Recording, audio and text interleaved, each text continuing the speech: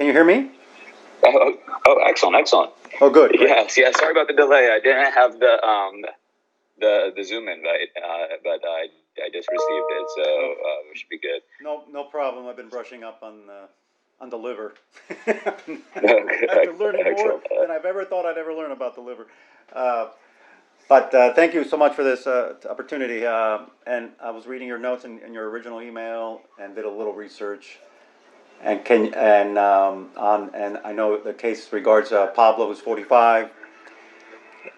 Can you just walk me through as briefly for the case, and then I have some questions for you on particularly on the two procedures which essentially in layman's terms makes the liver grow, I guess, which is the a portal vein embolization and the hepatic vein deprivation.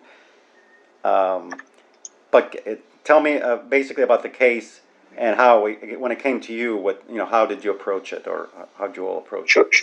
Sure. Give me 1 second. Let me just pull up his original office notes so I can just tell you a little bit about the patient. Please. The details. I don't want to give you, wrong information. No. I understand completely.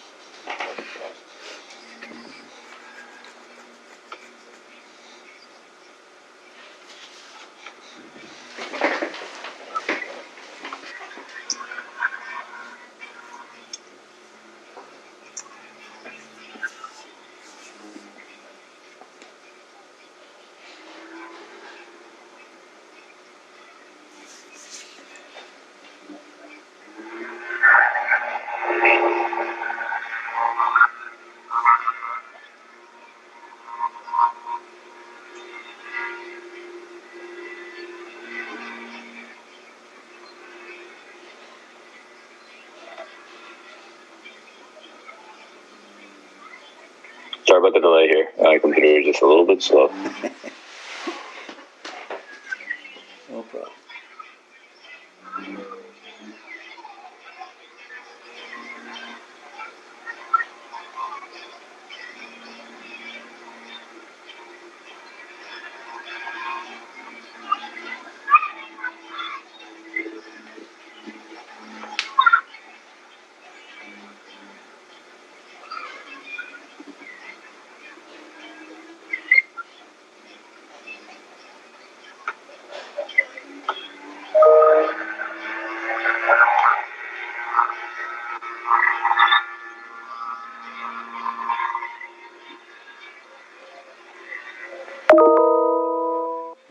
Turn on the speaker.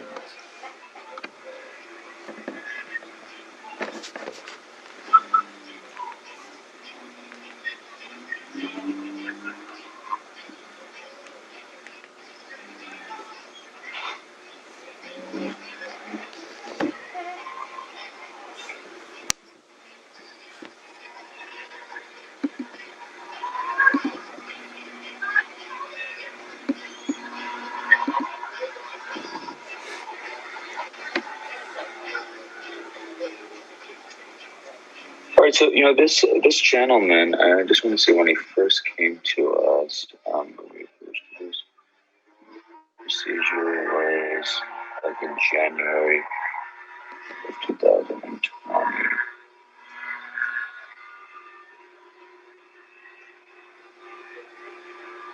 Yeah, so anyway, let me just give you a brief overview of his history. He was initially diagnosed in 2019.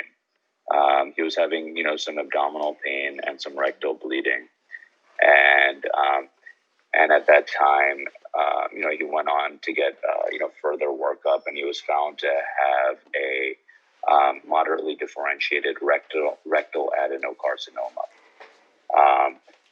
That was at the time of diagnosis. Again, this was back in 2019, Okay. And then he subsequently underwent surgery. He underwent a low anterior resection, and I'm not sure where it was done. I think it might have been done elsewhere, but I'm not 100% sure where he had the surgery. And but anyway, he had the surgery, and after the surgery, the patient underwent a PET CT scan. And the patient, this was in June or July of 2019, and on the PET CT scan, he was found to have disease, both with it, not just localized, to the rectum, but he was found to have disease also in his liver. Okay. And the disease was found to be in his liver, in the right side of the liver, as well as part of the left side of the liver, in what we call segment 4 of the left side of the liver. Okay. So at that time, the patient, in order for a patient to have surgery, in order to have the tumors in the liver removed, the classic teaching is for a patient who has a completely normal liver, you can take out about 80% of the liver. If you have a patient who has been exposed to significant chemotherapy, you can take out up to 30% of the liver. Although I'm sorry. Let's go back. A normal liver, you can take out 80%. A patient with chemotherapy, you can take out 70%. Some people say 65% of the liver you can still take out. Right. And then a patient who's cirrhotic, who's not, this is not his case, you can take up to about 60% of the liver. If you take if you take more liver than that much in a patient, in this patient, patient has been exposed to chemotherapy, the patient will go into liver failure. You need to have an adequate, certain volume of liver left in order for the patient to have normal liver function. Right. If you go into liver failure, you're going to die. Okay. So his issue was, really twofold here. One was, number one, he's a very young guy. Number two, the only chance for a good long-term survival is liver resection. Right. Chemotherapy, is good for help controlling disease and so forth, but you have very limited survival with chemotherapy alone. So with every single one of our patients, we're always thinking, can we get this patient to surgery? Unfortunately, probably only about 20% of the patients might be surgical candidates overall, and that might be due to various reasons. But a lot of the time, it's because there's too much disease in the liver, and if you were going to take out all the disease, you're not going to have any liver left, or you're not going to have adequate liver left, and the patient will go into liver failure. That's the problem. Other times, it's because the patient has disease outside the liver. The patient also has disease in the lung and other places. Then you're not going to go in there and do surgery. The only time we're considering surgical options if there is disease localized to the liver, or sometimes it's to the liver and just one or two places in the lung. Then we're considering these potentially curative surgical options. Right. So in this gentleman, we wanted to be aggressive because he had disease in the right side of the liver and part of the left side of the liver. But again, we needed to have enough liver growth such that we could have surgical removal of that tumor without him going into liver failure. Right.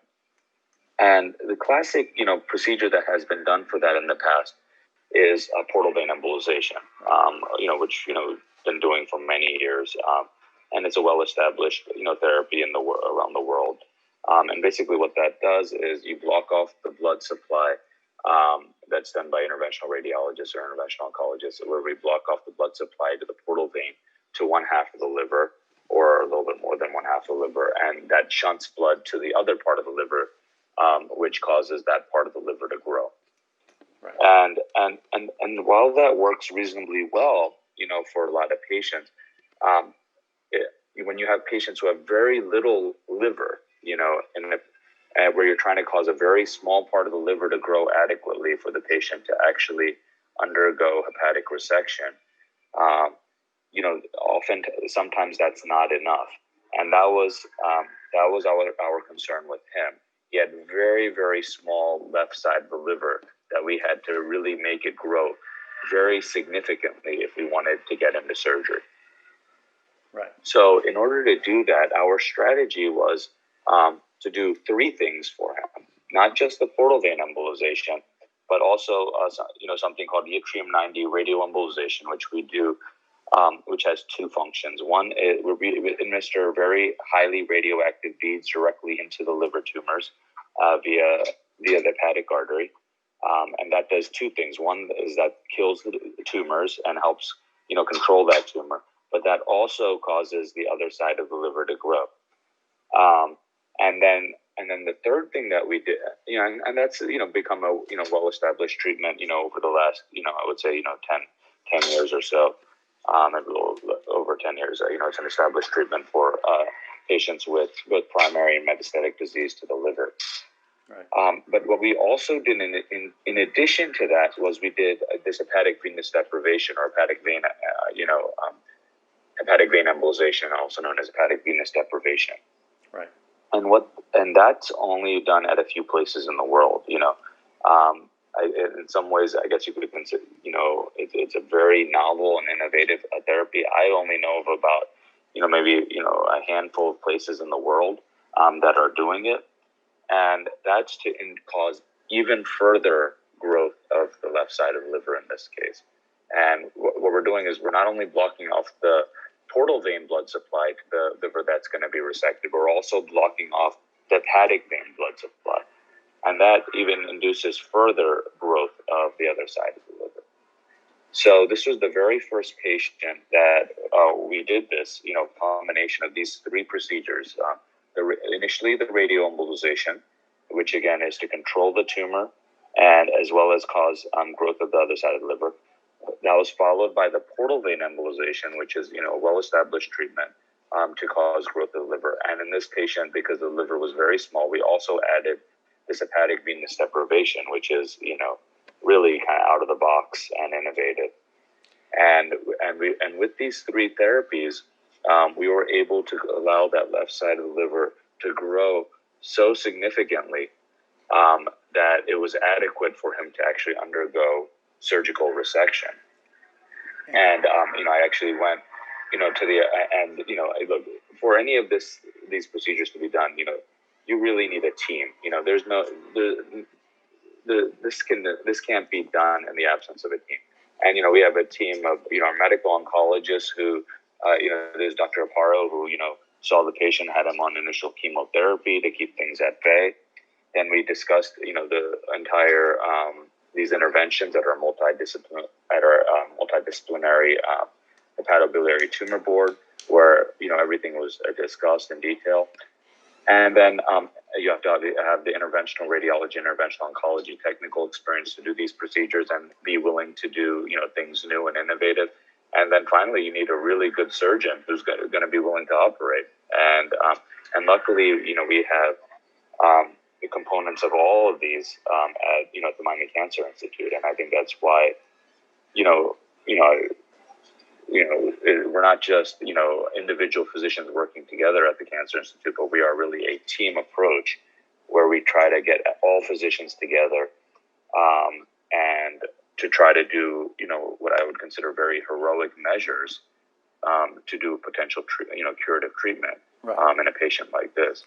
And honestly, a patient like this at many other institutions, I'll tell you, majority of institutions across the world would have been written off and said, okay, we could give this patient chemotherapy, but he's not a surgical resection candidate. Right. But because we have all these components and a very, very excellent surgeon, we were actually able to get this patient to a curative resection. Okay, let me ask you on the how long before from the start of these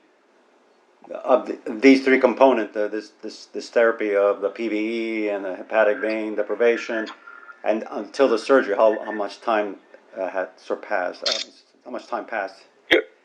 Yeah. So I initially did our radioembolization procedures, which were done in there's two of them. There's two radioembolization procedures that were done in. They're both done in February. Okay. And then we did the portal vein embolization, the hepatic vein embolization in March. And then the patient had surgery recently. Let me tell you exactly the procedural date. I forgot offhand.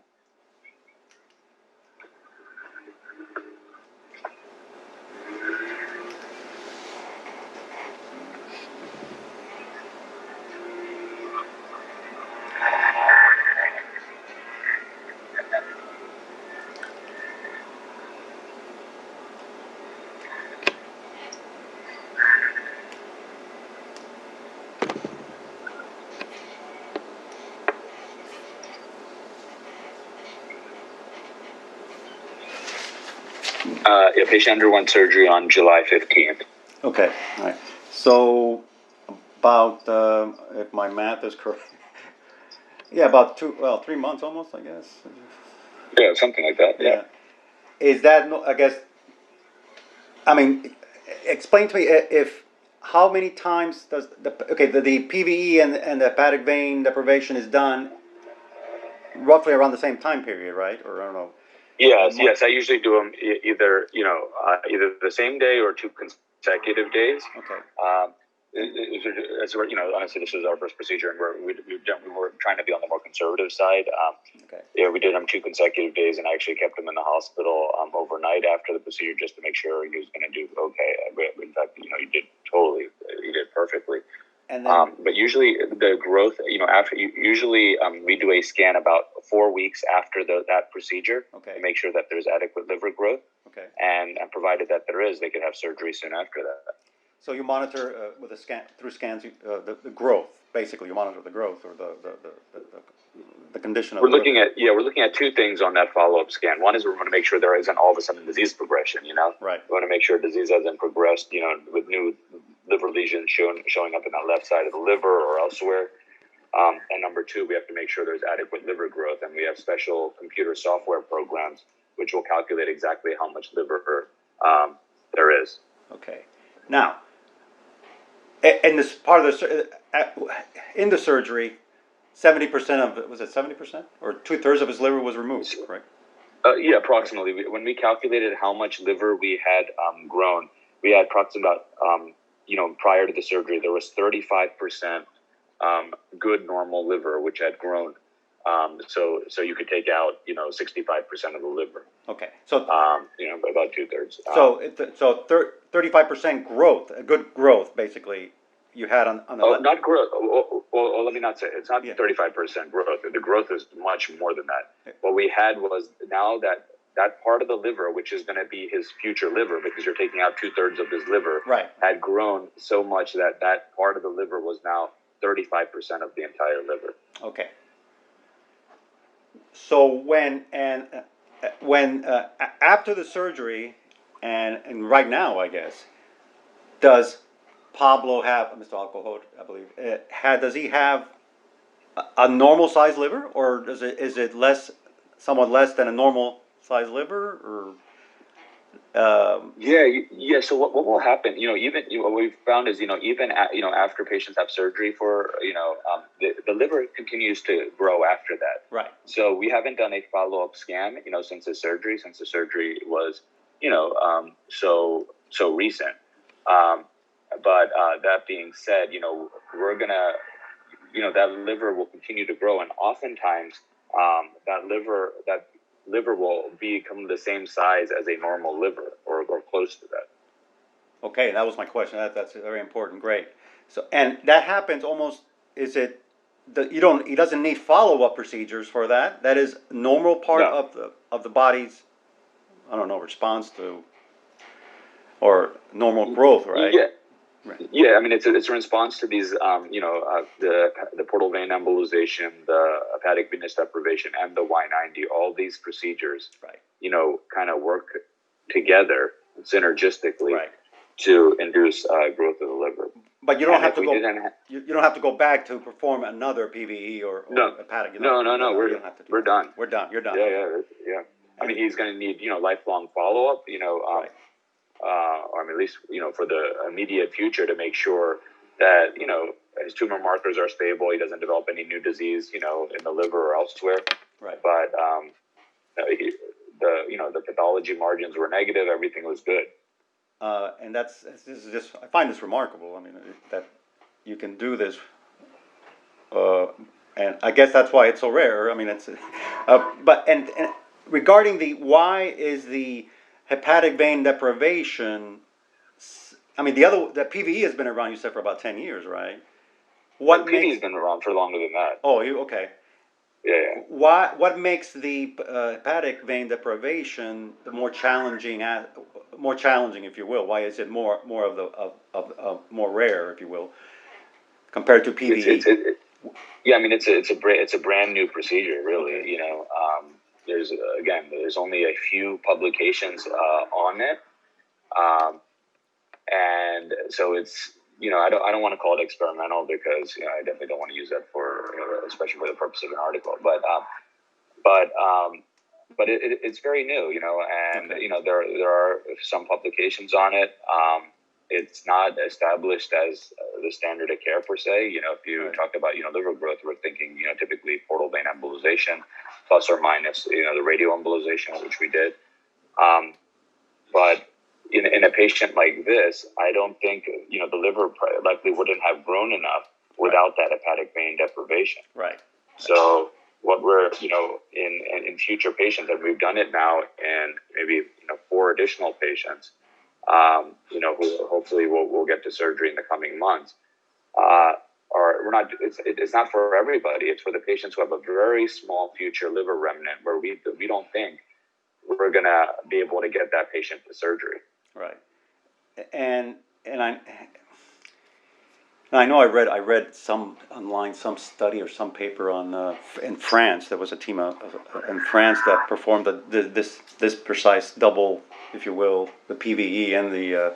I don't know if that was one of the centers. It was in France, what you were referring to in the world who could do this, but yeah, there's France. There's one in Switzerland. You know, I mean, this even came about was we actually had a visiting professor, a surgical professor from Switzerland, who was giving us a grand rounds. And this kind of came up because there are some other ways that you can induce liver hypertrophy too. There's a surgical method called ALPS. Right. It's ALPSS, and that can induce a very significant hepatic hypertrophy. The only problem with that procedure is that it has very significant morbidity associated with it. Right. You know, and even a mortality. So we want to do something that, you know, obviously is going to cause liver growth without causing the patient a lot of problems. And this is any problem. And that sounds like more invasive. It's more of a surgical. Oh, it's very invasive. And can we call these the PVE and the hepatic vein deprivation minimally invasive, or is that a term you don't use? Oh, you can. Yes. We can. Yes. Okay. Yeah, that is the correct term. Yes, it's a minimally invasive procedure. And that's amazing. This is amazing, it really is. Also, the gentleman now, you said he had the surgery for growth in the rectum, I believe, or? No. Remember, the primary was a rectal cancer. So right. You know, at the time of diagnosis, he had, you know, the rectal cancer removed. Okay, colorectal. He was diagnosed with colorectal cancer, and that was removed successfully, right? Or correct. Okay, and then correct. And then but you found out later through PET scans, what have you, that it was. Yeah, you know, at the time when they took, you know, they probably took it out because it was bleeding and so forth. But they hadn't, you know, done any staging. You know, he happened to have liver metastatic disease at the time of, you know, at that time. Right. And I had, speaking of, and then regarding liver cancer, I think I had even written an article a year ago or so about how it's one of the, even though it's relatively rare, it's one of the faster growing cancers. I don't know. Yeah, you know. I don't know. I don't know exactly. Yeah, I don't know, but and then normally, I mean, generally, and I know we're not talking about this gentleman, and just maybe not for publication, but the prognosis, if he wasn't able to have surgery, if he wouldn't have been a candidate, the prognosis would have been poor, right? I mean. Yeah, I mean, you know, mean survival, you know, is somewhere, you know, between 24 and 30 months. You know, so some of the newer chemotherapies, you could get a little bit over 30 months, you know, 33 months, but, you know, you're not, you know, it's not much beyond that. And once again, I'm not for publication, but in the case of Pablo, is his prognosis good now? I mean, well, look, there's always a possibility that he could develop a future disease, you know, and that's why he has to be monitored. but this is his best chance of long-term overall survival is surgical resection. Right. And unfortunately, most patients you can't get him there, but he's beat all the odds, and we're really optimistic. Yeah, no, he definitely has beat the odds. Do you know what his? I mean, I know we're trying to get to talk to him, but what's his profession or what does he do? Do you know? You know what? He's young. I don't know, but I know he's back at work. well, that's a good thing. Whatever. When I talked to him day before yesterday, he's like, yeah, I'm working, and I'm doing well. I'm like, well, that's great. That's great, buddy. And and that's great. He's a young man. He's really a young man. He's 45. He's my age, which is. I know. That's amazing. It's crazy. It's crazy. But by the way, I talk to doctors in our system all the time that people who beat the odds because of teams like we have, yourself and others. We find a lot of patients who beat the odds. By the way, that's a great thing. But my question was side effects in terms of. I mean, is he without getting too into it? I just for my knowledge, is he functionally okay in terms of the liver functionality? Yeah. He's totally fine. And during I'm calling it the growth period, which is kind of odd to say, but after the PVE and the hepatic vein deprivation, I mean, is there any side effects while he was going through that, or were you monitoring? Not really. No, not really. I mean, after the procedure, after the radioembolization procedure, typical side effects are a little fatigue, loss of appetite for a few days, sometimes a little abdominal discomfort, but honestly, it's super well tolerated. I treat patients, the oldest patient I treated with radioembolization was in their 90s, so it's very well tolerated. Wow. The portal vein embolization and the hepatic vein embolization are very well tolerated. A little fatigue and tiredness for a day or two, but all right. Most patients do really well. That's amazing. Okay, fantastic. Looking once again, again, that's a stark contrast, to the alternative, that the surgical ALPS procedure, which, you could talk to Asben about it. He'll tell you, how morbid it is. Yeah, come on. And you mentioned older patients. I mean, he's very young, Pablo, but the average patient in this situation is older, right? I mean.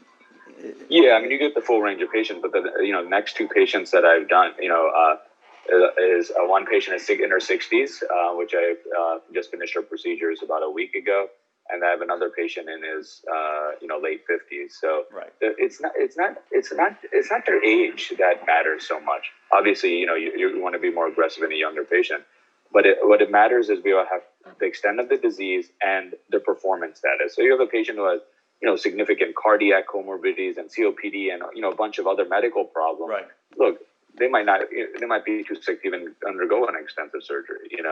Right. But I'll see these some of these 70-year-olds and even 80-year-olds. Some of these people, they look in perfect shape. They're working out every day. They right. like you would. So it's not the age per se. It's the patient. And in the case of Pablo, was he otherwise, fortunately, except for the colorectal cancer, which started this, otherwise healthy individual? I mean, absolutely, completely healthy. No heart disease or anything, or obesity or anything. Fantastic. Anything else you want to add, Dr. Gandhi, on this case, which is quite a remarkable? Yeah, no. I think just again that I think it's a multidisciplinary approach, and what we offer here is what allows us to do this. And if you have a great surgeon, but you don't have a great you're not an interventional radiologist to do this, you can't do this. If you have a good interventional radiologist, but you don't have a good surgeon, you can't do this. If you don't have a good medical oncologist who's even thinking about these things, and it's really the team approach, which is really key. And in addition to that, we have multiple clinical trials that we're doing here at the Institute. So I think that's we're really at the cutting edge of research. So per the NCCN guidelines, especially for incurable disease, the recommendation always is do a clinic, participate in a clinical trial as your best option. And we have many clinical trials that we offer for various diseases. Fantastic. Dr. Gandhi, if I think of anything else to ask you about, I'll email you. But otherwise, I think we're good.